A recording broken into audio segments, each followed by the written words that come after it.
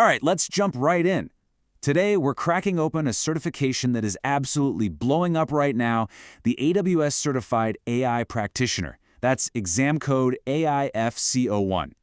So I'm guessing this one's been on your mind, right? You're probably wondering, is this certification for me? Is this the move that's going to boost my career? Well, you've come to the right place.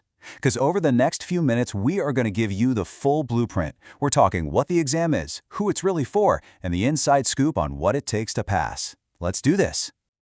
Okay, first things first. Let's get super clear on what this AIF-C01 exam is all about, and, more importantly, who should actually be signing up for it. So, the whole point of the AIF-C01 is to prove you have a solid grasp of AI, machine learning, and this is key, generative AI on the AWS platform.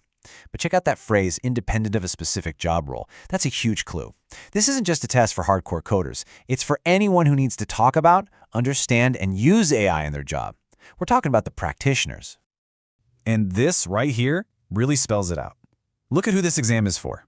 Product managers, business analysts, marketing folks. It's for the people making the decisions about AI, not the folks buried in Python notebooks tweaking algorithms. So if you're a data scientist doing hyperparameter tuning, this probably isn't your exam. But if you're the person who needs to understand what AI can do for your product or your business, yeah, you're in the right place. It's basically an AI literacy badge for the business world. Okay, so we know who it's for. Now let's get into the nitty-gritty, the exam by the numbers. All right, here's the quick rundown. It's $100, you've got 90 minutes on the clock, and you'll see 65 questions. Now, here's a pro tip. Only 50 of those actually count toward your score. The other 15 are just research questions for AWS. The catch? You have no idea which ones are which. So you've got to treat every single question like it's the one that matters. And this is the magic number. 700. That's your target. The scores range from 100 to 1,000, and you need that 700 to get the pass. So yeah, it's not a gimme. You really have to know your stuff to hit that mark. Okay, this next part is arguably the most important for your study plan. This is the knowledge map. We're going to deconstruct the 5 domains that make up the entire exam. Seriously, just look at this chart. This is your cheat sheet for studying. Applications of foundational models and fundamentals of generative AI, you add those up, and that's 52% of your entire exam. More than half. That is a massive signal from AWS. They're telling you loud and clear, yeah, the classic AI and ML stuff is important, but the future and the focus of this test is all about generative AI. This just shows how critical it is for everyone to understand these new tools, not just the deep tech folks. So let's do a quick deep dive. Domain 1, that's your bread and butter, AI and ML concepts. Domain 2 gets into the core of Gen AI. Think tokens, LLMs, all that good stuff. Then you hit Domain 3, the big one, which is all about using this tech. We're talking prompt engineering, RAG for pulling in fresh data, and using services like Amazon Bedrock. And you can't forget Domains 4 and 5. These are the guardrails, right? Responsible AI, fairness, bias, and of course, the security and governance to make sure you're doing all of this safely. Okay, so now you know what you need to study. But the next piece of the puzzle is how they're going to ask you about it. Because believe me, the question format is just as crucial as the content itself. And this is straight from AWS. They're changing things up.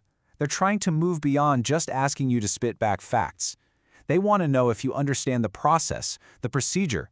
It's less about what is this and more about how would you do this or in what order. So yeah, you'll see your standard multiple choice questions, but you've got to be ready for more. You're going to see ordering questions where you have to drag and drop steps into the right sequence. You'll get matching questions, pairing up different concepts.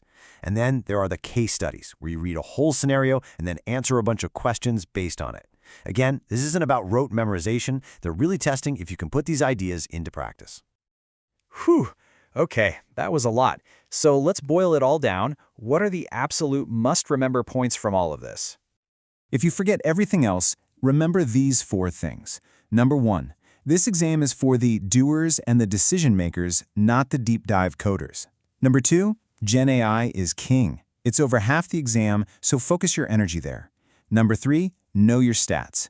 90 minutes, 65 questions, and that magic number, 700, to pass. And finally, number 4, practice the how, not just the what. Get ready for those new question formats like ordering and matching. And there you have it. That is the complete breakdown of the AWS Certified AI Practitioner exam. You've got the map, you know who it's for, what's on it, and how they'll test you. So now, the real question is, are you ready to get started on your AI journey?